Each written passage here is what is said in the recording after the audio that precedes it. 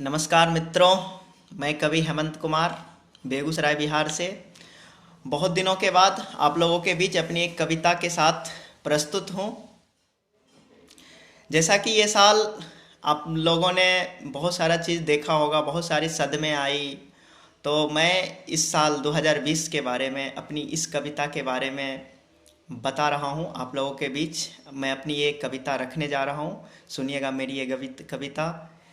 2020 कैसा रहा हम लोगों के लिए? कोरोना आई, सुनिएगा मेरी ये कविता। इस साल मरा हूं जी करके, इस साल मरा हूं जी करके, इस साल खरा हूं पी करके।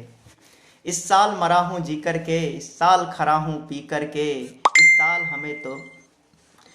हमें दो होना था, इस साल हमें दो होना था, इस साल हमें भी रोना था।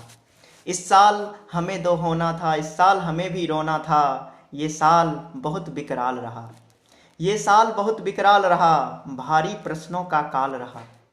ये साल बहुत विकराल रहा, भारी प्रश्नों का काल रहा। यह साल बहुत झूठा भी था, यह साल बहुत झूठा भी था। यह साल मेरा खूंटा भी था, यह साल मेरा खूंटा भी था। ये साल नहीं मैं भूलूंगा, ये साल नहीं मैं भूलूंगा। ये हाल नहीं मैं भूलूंगा, ये हाल नहीं मैं भूलूंगा। इस साल मुझे पूछा सबने, इस साल मुझे पूछा सबने, करते क्या हो धरते क्या हो।